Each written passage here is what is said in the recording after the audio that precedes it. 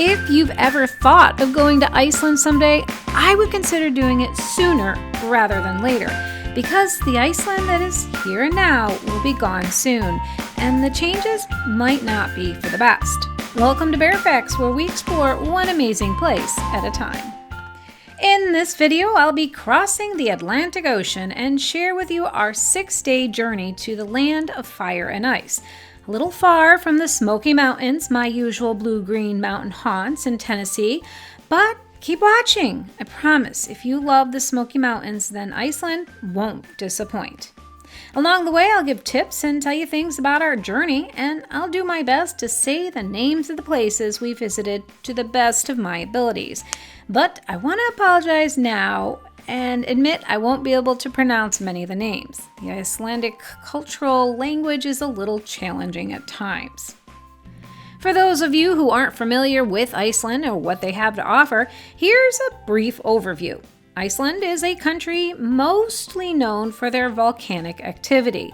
The landscape and culture of this country are defined by their location, directly on a serious geological fault line and close to the top of the world. During their winters, people come to Iceland to enjoy the aurora borealis and beautiful ice and snow-covered landscapes, at least when the sun is out, which might take a few months. And during the summer months, the sun doesn't set between June and August. Hikers, campers, and nature enthusiasts are in their glory as they can take advantage of the long days and mild temperatures to explore the majestic landscapes carved from glaciers and volcanic activity. But the Iceland that exists today is changing. With the rapid change to climates and the popularity of tourism Iceland is experiencing, the very foundation of this country is melting and changing. New buildings are being erected at an alarming rate.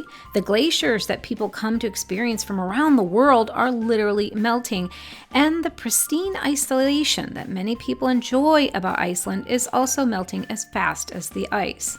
And though many of the changes to the infrastructure to Iceland benefit the tourist industry and the local economy, it's eroding away some of the charm that people come here to experience. And Iceland is truly an amazing place to see and experience.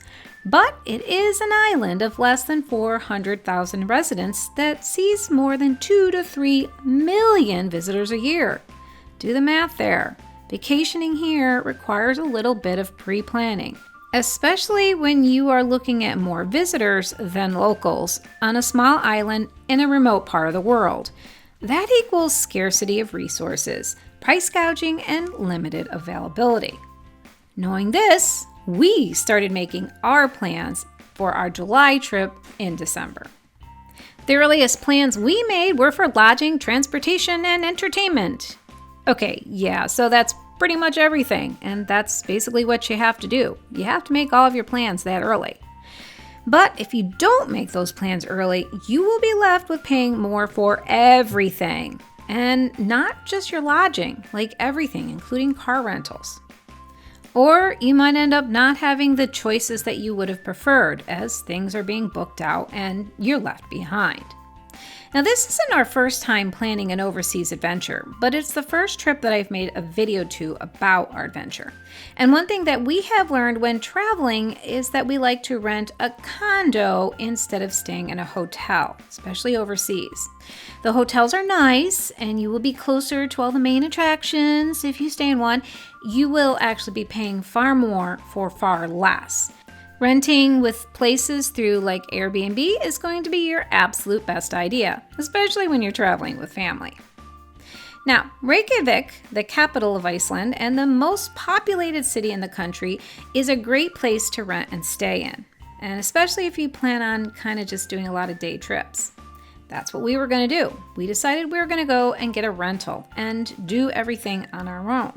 We weren't worried about finding a place too close to the city center because we were going to have our car. However, if you don't have your own car, you might want to consider staying at a place that's much closer to the inside of Reykjavik than we did. We did find this great place just minutes from the best attractions in Reykjavik, with a view of the bay and across from a actual very popular walking trail that took us directly into the city. Our lodging was about $350 a night, but keep in mind that included 2 bedrooms, a full living room, kitchen, all the stuff that you need in a kitchen, free parking. And did I mention the kitchen? Yeah, because that's actually pretty important if you're going to be visiting on a budget in Iceland. Why is the kitchen so important? Well, Iceland is very expensive, and I mean very expensive. I'm talking Disneyland, Disney World prices on steroids. And I'm not just talking about lodging, I'm actually really focused on their food and drinks because those things were expensive. Like, the food there was more expensive than you'd see at a movie theater. That's how bad it is. Like, here's an example. Do you see this? This is my fish and chips that I bought. It's considered a cheap meal most places. $10, $15? No, here it was $30. Yeah, cost me $30 for this meal by itself. So we didn't actually end up going out to eat very often. You're not going to hear a lot of food reviews on this little trip, but I will make a really good suggestion. If you can rent a condo and you want to save some money, buy your groceries because you're going to save a ton of money just like that. All right, so once we had our lodging, we had to purchase our plane tickets. I know we did the reverse, but that's how we did it.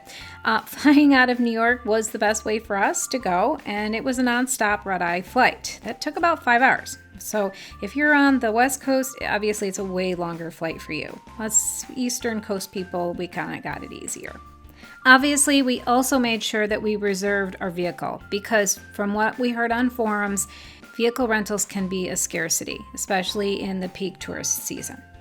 So, a vehicle rental is great for travelers who want to take control of their own choices, where they go, when they go, how long they stay. And it makes sense. You are the only one who's creating the schedule, and you are the only one that needs to follow your own schedule. So it's actually ideal for people that love to have more control of their vacation.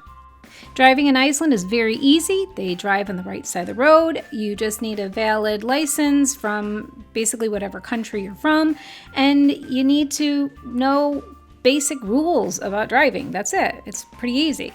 Now, we decided on a 4x4 because when we were doing our research, we learned that there are some roads that are not accessible to regular two-wheel drive vehicles. And personally, I just preferred to have the four-wheel drive just in case. However, our entire trip, there was not a single situation where we would have needed a four-wheel drive vehicle. So keep that in mind if you do decide to rent a vehicle. Most of you are fine in the summer with a two-wheel drive vehicle. Now, if you aren't comfortable trying to drive in a strange country or just don't want the hassle, there are many different tour companies who will pick you up right in Reykjavik and take you on day tours. We even considered doing one of those tours, but decided we wanted more control of what and where we wanted to go and how long we wanted to stay at those places.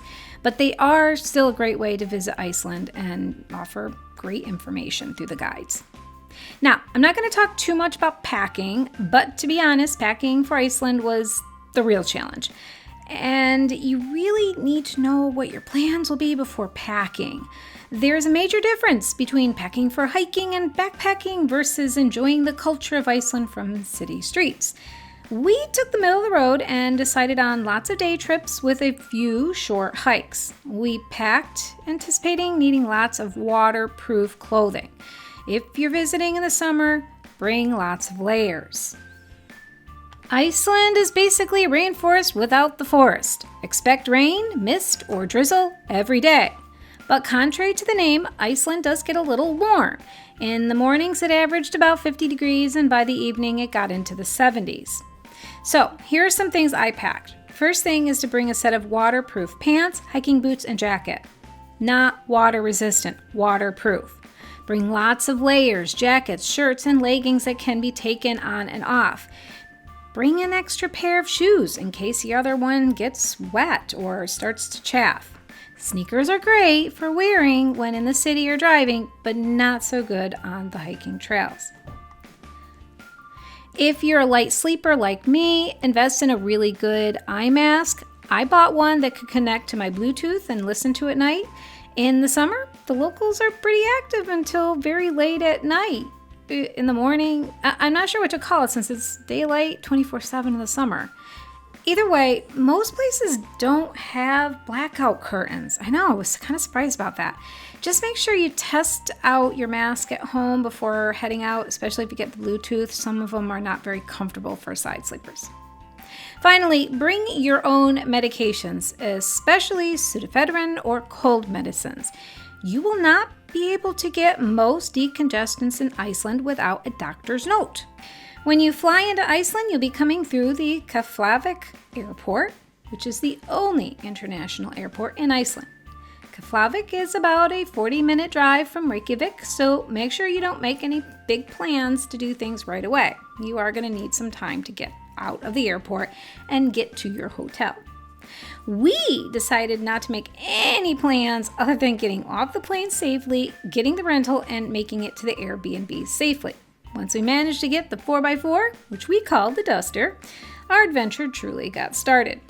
Because my sister had to not only relearn how to use standard again, but, the roads are a little bit different. So, there was a whole adventure with the car to begin with. Anyway, finding the condo was actually pretty easy. Google Maps works very well, and our host was super awesome and let us get in by 9 a.m., which was awesome because we just had gotten off a red eye and we were dead tired. Once we dropped our luggage on the floor, we both promptly found a bed and passed out for a few hours. Red-eye flight. Remember, they suck. Nap all done, we decided to head out and get groceries. Yeah, because remember the prices? Yeah, we knew that going ahead.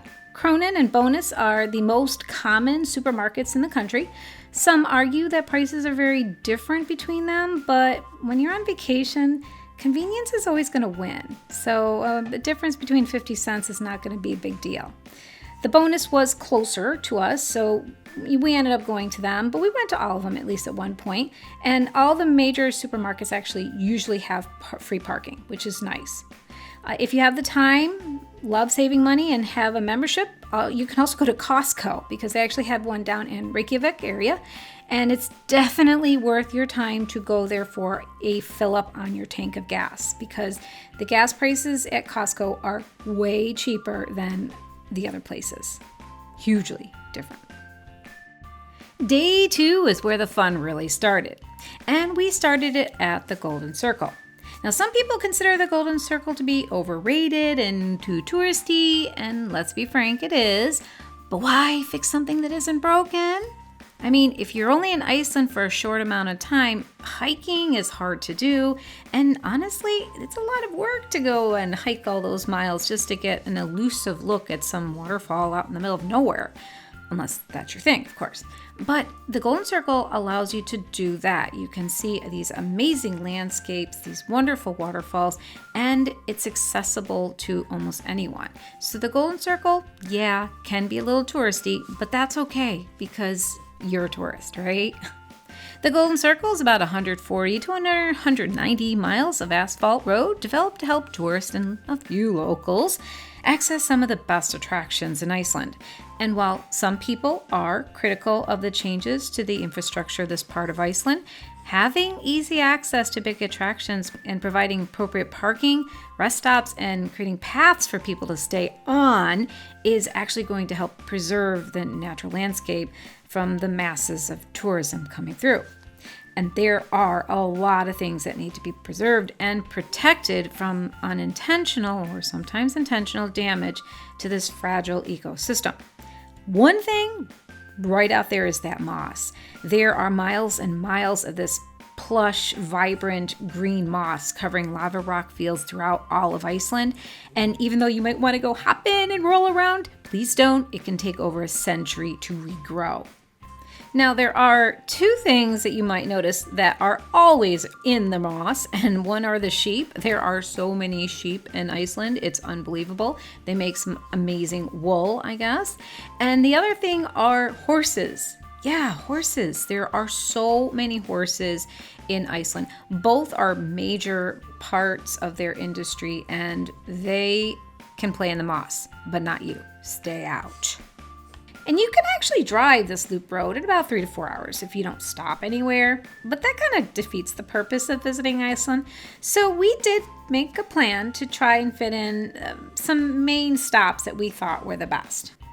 Now, obviously, it's a circle, a loop road, so you can go either right or left. We ended up starting on the northern part of the Golden Circle. And when you go that way, the first major attraction that you end up seeing is Thingvellir. Now, Thingvellir is a site of really important historical and geological significance in Iceland.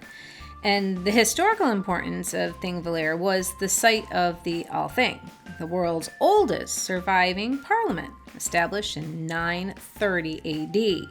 And Icelanders used to gather here annually to make laws and settle disputes, making it a symbol of the national identity and the democratic tradition. The geological importance of Thingvellir lies in its rift valley between the North American and Eurasian tectonic plates.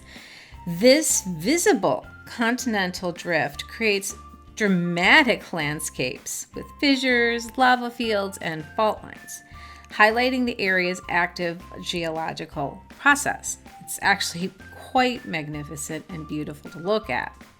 Now, there are actually plenty of restrooms, and they actually have a small store, so you can get souvenirs and a snack from here.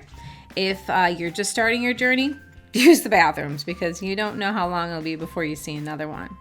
There's also a parking lot, but it's not free. All right, most of the attractions in Iceland have a parking fee, and what you'll have to do is look for the signs or the pay-as-you-go QR codes are all over the place. There's also a machine at almost every one of them. And the cost averages about 8 to 10 US dollars to park at these places. And when you pay with your credit card. There's no other way to pay other than credit card. And I like the QR code, but the machines I felt were a little bit easier to use. But unfortunately, with only one and people all lined up, sometimes the QR code is the only way to go. All right, after we visited Thingvellir, which was, like I said, fantastic. It was lovely to look around, and it's way bigger a park than you realize. We didn't get to see as much as I would have loved to, but we got the highlights. We ended up getting back in our car and went down the Golden Circle Drive until we got to a new attraction. Well, it's kind of new to the area. It's called, and I'm going to say this as correctly as I can, it's called the Caves of Logar Vatnshenslar. I'm not even going to try saying that again. I'm sorry. But people just call it the Cave People. Now, I would suggest this detour only if you have time. And though it was fascinating, and for us it was worth the visit, it's more for visitors that are interested in the culture or history of the people of Iceland. And the tour is of an abandoned dugout cave that was created much earlier by some monks. And then later, there was a family who requested to live there and use the land to work off of. And the landowner said, okay. So the family went and then they built a residence around the cave dugout that had been done by the early monks. The tour itself is only about 25 minutes. I end up costing, I believe, maybe $50 for the both of us. It really wasn't very expensive. And you do have a personal guide who will talk a little bit about the history. And I found it absolutely fascinating because these people would live in this cave area that was, walled off. And then in the winter, when it got really harsh, they'd bring the sheep into this lower section of the cave, and then they'd have the potatoes in the other section, and it would create a current, and it would be how they can keep themselves warm. I can only imagine how absolutely horrifically smelling it must have been, but you know what? I guess if you have to deal with either getting frostbite or smelling, most people are gonna pick the smell. Either way, it's a really fun detour if you've done the Golden Circle or if you're fascinated with the life of early people and settlers who lived here.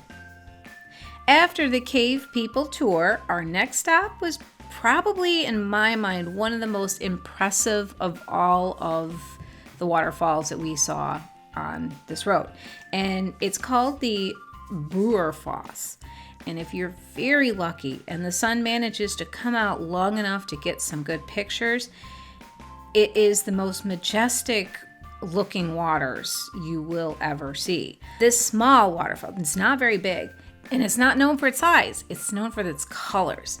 So with a high level of minerals in the water due to the volcanic activity, you might actually get a chance to see how blue this water can get. And I'm not sure how this happened, but it's actually a very underrated waterfall. It's not as developed as many of the other waterfalls in the area, and I'm gonna guess that not too many large tour buses come down here. There is a pay, you do still have to pay, they got that far, but you could tell that they're working on the area, they're building it up, making it a little bit more accessible for tourists, but they haven't gotten there yet. So I think at this time, if you manage to find this little gem, it's not far off the road and it's pretty easy to find, but it's not, like I said, it's not one of the big tourist stops. So if you were in your own car, I don't know if you would have seen it. It was fantastic. Loved it. I mean, the photos we got here were phenomenal.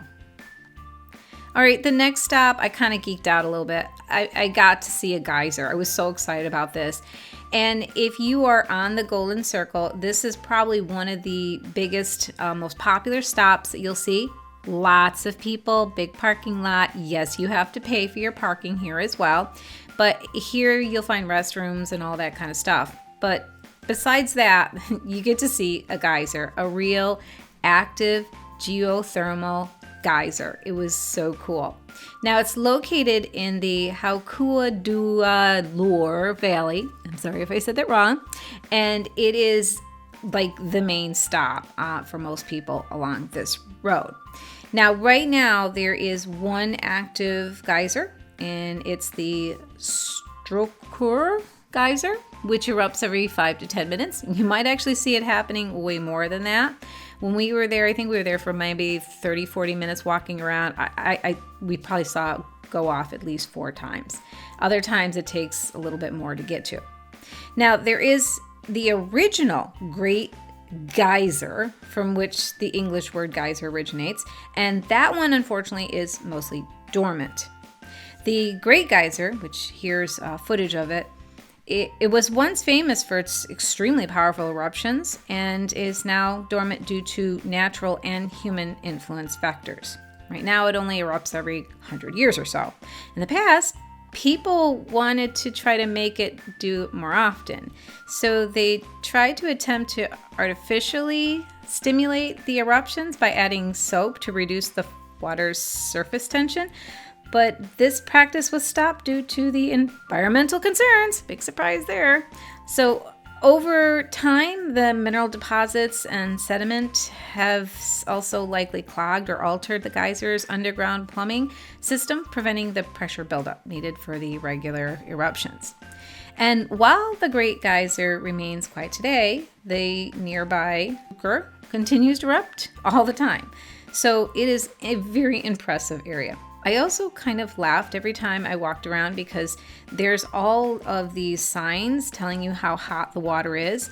And I'm just wondering how many people reached down just to see, oh, is this really boiling water or not? Because there was a lot of signs. That says something for you there. All right, so as you're coming up to the back end of the circle, you're going to come upon one of the most popular of all the attractions on the entire Golden Circle, and it's called the Gullfoss. It is a major waterfall and is considered one of the largest in all of Iceland. It is a very well-developed area, lots of easy trails, walking steps, things like that, and it is very popular. What makes the Gullfoss especially striking is the way the water seems to disappear into the earth to the canyon below. And if the sun comes out, you'll get some amazing rainbows as the rays of sun hit the misting waters. If you look a little bit out in the distance, you can actually see the glacier that feeds this waterfall.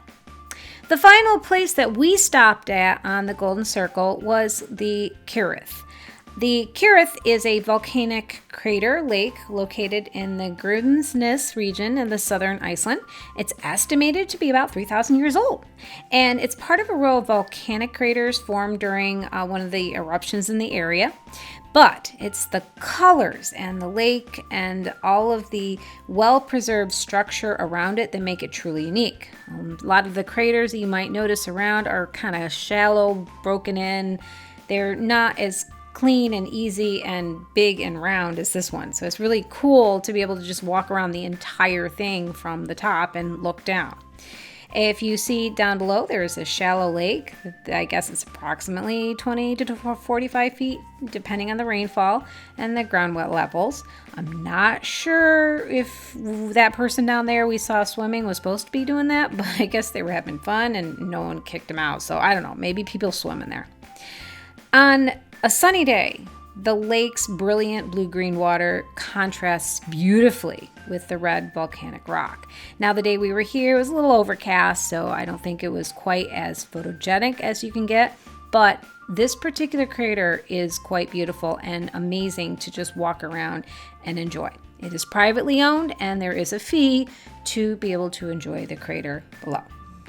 We needed to end our Golden Loop tour a little bit early because the next day we had a very big and exciting day. We were going to go to the town of Vik and do some ice cave exploring. The ice caves that I got tickets for is located in the town of Vik, which is about 150 miles from Reykjavik along the Ring Road. Now, despite its small population, about 300 residents, Vik has become pretty popular because of tourism. Now, one of its most popular draws for most people is the glacier that is right underneath one of the most famous volcanoes of all Iceland, Katla. Now, the glacier, I'm going to try very hard to say this right, Myrdalsjökull. I know I said it wrong. I'm sorry, okay? But that is the name of the glacier. Sits pretty close to Vik, and a lot of tourists and tour companies will take tourists out there. Months ago, I purchased the tickets from the company called Track, and this company will take guests up to the actual cave mouth and give you a tour during the summer and winter months. They actually have a lot of other things that they offer guests when you're there. Now, for our $200, that's about how much it costs. The tour guide took you in a really nifty looking vehicle. It took about 40 minutes for us to get to the cave mouth. Once there, they gave us some ice cleats and they gave us a headpiece, so if we fell, we would not knock ourselves out silly, I guess. I don't know. And then they kind of helped us up along the trails. Now, one thing I do want to point out is that if you decide to do any kind of cave tours in the summer, don't expect summer temperatures. You still need waterproof everything. Jacket, gloves, shoes, pants, you name it, make sure you bring it because we got soaked. When you get out to the actual glacier area, it's very misty and very rainy and snowy in some cases, regardless of what time of the year it is. Now, our tour company worked hard to maintain those icy trails, but keep in mind that you are on ice and no amount of safety gear will keep the ground from collapsing or the walls coming down. Though the risk is small, there is still a chance of this happening. Also, the only support you have from falling down into that little ravine is that tiny little nylon rope. Not much support, really. That being said, I really enjoyed this part of our trip. The cave itself was pretty small, but it was an absolutely amazing experience, and how many people can say they've stood in the mouth of a cave?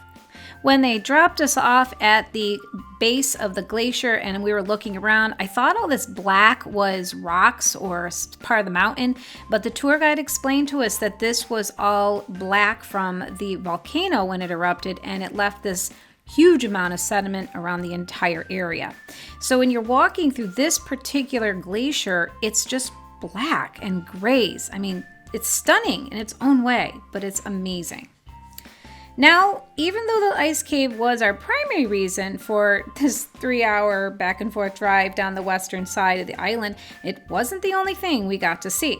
So after our amazing tour, we left Vik And thankfully we left the mist and we went and stopped at 2 places on the way back. The first was the Skoafoss. Skoafoss is one of Iceland's most iconic and powerful waterfalls located along the southern coast. And the waterfall drops about 197 feet and is approximately 82 feet wide, so it's actually pretty big. It's a massive, dramatic wall of water that kind of produces a lot of amazing mists and frequent rainbows on sunny days. Now, this particular waterfall is fed by the Skoga River, which originates from a nearby glacier. I'm not even going to try to pronounce the name. Visitors can view the falls from below or climb that staircase to the top. Now, we didn't do that. We'd already spent a long time driving and stuff like that, so we didn't go up to the top, but I was tempted. It looks like it would be really cool views from up there. Skogafoss is actually so visible from the road, most people can see it right away. And right next to it, there was actually a coffee and diner shop that we stopped at, which was attached to the Technical Museum. We didn't actually go inside the museum, but we did kind of look around the grounds a little bit, and we ended up getting a cheesecake there. That was fantastic. Another 50 miles from Vik is another one of Iceland's most popular stops along the Ring Road, and that's the Seljalandsfoss. It's most famous because this beautiful, picturesque waterfalls is right off the road, and also you can walk around it. Many tour buses and tourists come here just to be able to walk around and see this amazing waterfall from all different angles. We actually lucked out on the day that we were there. The sun was out and we had these amazing rainbows just coming out all over. Make sure though that you bring waterproof everything if you do want to take that plunge behind there, because you get soaked. I mean, absolutely soaked behind there, but it's worth it. It is absolutely worth it. Day 4 of our Icelandic vacation was more of an exploration of the northern coast. It was one of the least planned days that we actually had, and we had heard about this peninsula, and I'm going to try to say this right. Snaefellsnes is a national park along the western coast of Iceland. It's about 2 hours from Reykjavik, and it's actually more quiet and less traveled than many of the other popular destinations for tourists in the area. When you're heading towards the peninsula, one of the biggest things that you're going to get to see is a famous tunnel that was built in 1998, the Quafjordur. And this particular tunnel is actually about 3.6 miles long, and you actually go about 541 feet below sea level, making it one of the deepest tunnels in the world. Once you're actually through the tunnel, you're beyond Route 1 for a little while longer before you veer off to 54. Right at the edge of 54 is basically when you get to the peninsula, and there's a visitor center there. It's worth stopping at because they have information there and they might tell you some stuff. And if you need to use a restroom, even though it's a paid one, it's worth it because there's not as many restrooms on this peninsula as, let's say, the Golden Circle was. After stopping at the Welcome Center, we did finally stop for a bite to eat. Now I'm going to try to say the name. It's Laven They Thinkahos. I don't know.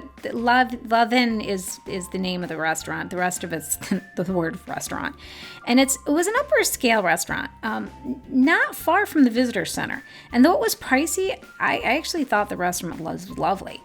I ended up ordering the 3-course meal with the Parmesan soup, grilled lamb fillet, and blueberry cheesecake for dessert. And my sister had the fish of the day. The service and meal were fantastic. And if I was ever in the area again, I would actually seriously consider going again. Now, even though it was really misty on the way down, from the road we can see this particular waterfall through the mist. This is a beautiful waterfall. It's called the Bjarnarfoss, and it is lesser known, but that doesn't make it lesser spectacular. This is a 260-foot tall waterfall. It has a cliff, which you can see up higher. People were up there, even though there's no actual trail that you're supposed to go on. There were people over there. This particular waterfall is on private property, and they don't actually have a fee to park. They do have a picnic area around, so you can sit and look at the beautiful waterfalls from the picnic area. After walking around and enjoying the Bæjarnarfoss, we decided to keep going through this mist-covered landscape, enjoying the animals along the way. As you can see, the sheep just kind of hang out on the road, so watch for that. As I said, this was kind of a spur-of-the-moment trip, so we set our final destination to actually get to the Snaefellsnes National Park. And that's kind of where we stopped. We didn't go any further. There's a ton of amazing attractions along this entire peninsula, but we would have needed more time to do half that stuff. The Snaefellsnes National Park is basically a gigantic lava rock field. It is spectacular, amazing to see in person. There is a glacier very close to this area. We did not visit that. However, we did get out at the visitor center, stretched our legs, there is a restroom here, and we walked the coast. As soon as we got there, our eyes were immediately drawn to the Landrohangar, which are in the distance. These are remnants of a volcanic crater that had mostly eroded away over time, leaving behind these two towering rock pillars. The taller of the two is about 246 feet. You can actually walk all the way up to them and stand under them. These massive basalt formations are spectacular to walk in and underneath them. And when you get over there, you can see the ocean. It's just a spectacular view. There's a lot of wildlife and birds to enjoy. I think what really stunned both me and my sister the most is that here we are, we're standing on a beach and you're looking at this amazing picturesque view, and there was no one there. Like, there was no people at all, and we can just like stand on this beautiful beach and not have anyone else in our photographs. It was fantastic. There was also this amazing lighthouse that was right there. Once again, I think we saw very few people, and this odd gymnasium outdoor obstacle course. We just kind of looked at some of these things and thought, wonder what that's for? But I don't know, it was kind of fun. Like I said, the lighthouse was closed to the public, but we did walk around and take more photos. And one amazing treat we got to see was Iceland's only native land mammal. It's the only one. It's the Arctic fox. And this guy, he was decked out in his summer gear, wearing his browns, but in the winter, these foxes shed their summer coats for pristine white pelts. I actually felt like this was a true honor to see one in person. We didn't go any further than this into the park. It was just too getting late, and everything that we do, it does take time. Traveling here, walking around, it is very time consuming. So we started heading back. Now on the way down, the mist had been actually really bad, but now it was beginning to pull back and we can actually enjoy the scenery. One of the places that I had heard about and I really wanted to see was the Reykjavik Gorge. And this is a narrow, well-hidden gorge that cuts actually very deeply into the cliffs in the Snaefellsnes Peninsula. When you're looking at it from the road, it doesn't look very impressive, and I think that's why it is such an underappreciated attraction. But once you walk up there, it's about a quarter-mile walk up to the actual gorge, it is gorgeous inside. There is actually a waterfall inside. You can walk in. You have to wear waterproof stuff though, because you do get pretty wet trying to navigate in there. Unfortunately, it was the one attraction that actually had a small tour group there, so we couldn't get that private feeling that we would have enjoyed as we had already done before, but it was absolutely gorgeous inside with the light coming through onto the moss, and I guess there's a waterfall further in. We didn't get to explore any further. It was a little too busy. The Tunga was one of the last places that we stopped at on the peninsula. Now this is a beach and it stands out for its light-colored sands and relatively calm shoreline. But more importantly is the fact that people can see sea colonies from here. Now often the seals are resting on rocks just off the shore, especially during the summer months and low tide. Unfortunately, we didn't get to see any. I think some were out there. There was a group of people that seemed to see some, but we didn't want to keep walking around. It was getting late for us and we were like, okay, it's time to go back. So we didn't get to see the seals. Oh well.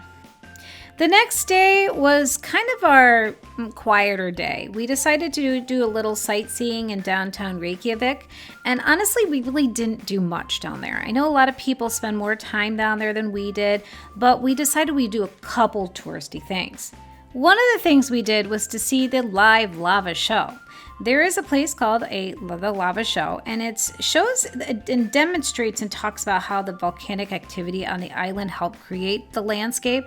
I really wish we'd seen this before we had done our traveling, because they actually created a real lava scenario and then explained the process that the lava goes through as it's cooling, when it's exposed to water and other different elements.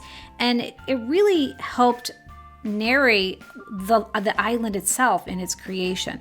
So if you do happen to be down in Reykjavik, this one, even though it's like $50 a person for general admission, I think is worth it. It will really help you understand the island and its formation way better.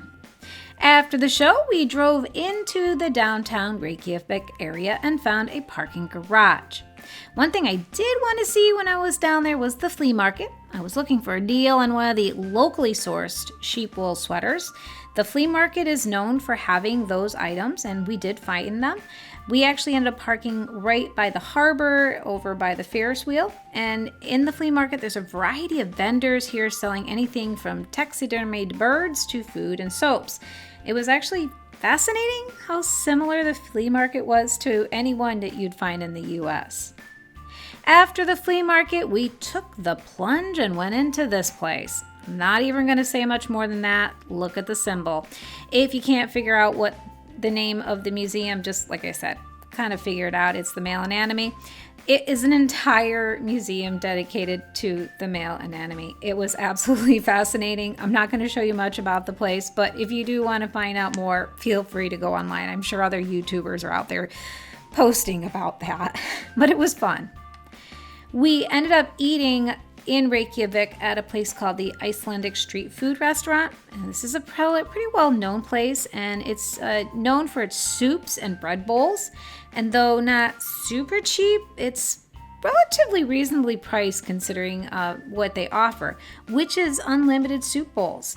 They actually have like pictures along the walls of people that had like massive amounts of soup bowls. So that was kind of fun and interesting. I personally love the free waffles with jam they offered in the back of the restaurant. So make sure if you go, get some of them. They're tasty. We did walk around a little bit more, but the next day we had a really long day ahead of us, like super long, and we needed to pack tonight. So that was it for us. That's all we did in Reykjavik. For our last night in Iceland, we decided to actually stay somewhere else. I had actually booked tickets for a geothermal hot springs in the northeast side of Iceland, far away from the Blue Lagoon and the other hot springs that are close to Reykjavik, which was actually a good idea we did this since the Blue Lagoon was closed due to increased volcanic activity in the area. We figured, let's get away from the tourist boats and tours and see the northern part of Iceland. So I booked a tiny cabin just east of the harbor towards a town called Akureyri. As of 2025, Akureyri has an estimated population of about 20,000 people, making it the largest town in the northern part of Iceland. The hot springs we booked were in the Mývatn geothermal hot springs area, and it was half price of the Blue Lagoon and far less busy, though it was a 5-hour drive to get there, so there is that. We didn't have time to stop and do much along the way other than just enjoy the exquisite beauty of the landscape as we passed it by. And because I had a 2 p.m. reservation, we just didn't have any time to do anything but just enjoy the view as we tried to get to that 2 p.m. reservation. And we made it just in time. The hot springs are actually about a 50-minute drive from Akureyri, and it makes it a perfect place for many people who are actually taking cruise ships around Iceland to go to them. And it's probably one of the reasons we saw so much development in the area, including the hot springs themselves. The Mývatn geothermal hot springs, kind of new, they've been there since 2004. However, it is because of the increased tourism that we're seeing a lot of development, especially in these out of reach areas that normally wouldn't have seen this much activity. But now they're getting it. The actual hot springs were absolutely beautiful, as you can see from the photographs, as blue as can be. And it was just perfect. The closer you get to the geothermal heating units, the hotter it was. And if you didn't like it too hot, you just walked away a little bit away from them and it got cooler. Perfect temperature. With the sun where it was just absolutely beautiful. Okay, so on a side note, one of the things that you probably should know if you do decide to explore the northern part, there is a toll tunnel that you will pass through. It's called the Volatile, and I'm thinking I said it right. This one here is $35 US dollars to go back and forth through it, and you pay online. There's a 24-hour grace period before or after you pass through the tunnel. You have to pay. It almost seems fitting from all the waterfalls that we had seen on our trip that the very last attraction that we stopped at was a waterfall. It's called the Goðafoss. The Goðafoss means waterfalls of the gods. According to Icelandic legend, around the year 1000 AD, a chieftain and law speaker made the decision to adopt the Christian faith. And as a symbol of his new faith, he threw his pagan idols into the waterfalls after Christianity was declared the official religion of the Iceland. If you make it to this northern side of the country, this waterfall is definitely in the top of its class. Goðafoss, I think in a way, was one of my favorite waterfalls that we got to see. It was pouring that day, the water was brown, and it was just drizzly. But the more you look at it, the more you actually start recognizing how the culture and Icelandic people, how their culture was evolved due to this environment. I mean, this beautiful waterfall is literally shredding the rock beneath it. And yet, on the other end, the waterfall is coming from volcanic rocks and eruptions and activity. And these things are all what shaped the people of Iceland. Their lore, if you learn a little bit about it, you can see all of these elements inside here. It was by far one of the most spectacular places I have ever been to, and I suspect I never will see again. Iceland is changing. Their population and popularity with tourism is growing, and they're developing their infrastructures to accommodate these changes. And unfortunately, with the rapid melting of the glaciers, most, if not all, the waterfalls that you actually see will eventually dry up because every one of these waterfalls just about are fed by glaciers that are melting. Our experience here was beyond description. So if you do decide you want to go to Iceland now, I would go soon. Sure, the glaciers won't melt away in the next 10 years, but no doubt at all, we know that there will be some serious changes in the decades to come. Thank you for visiting our channel. Even though the Smoky Mountains are our true home, I hope you enjoyed this video. Please click that like button and subscribe to our channel.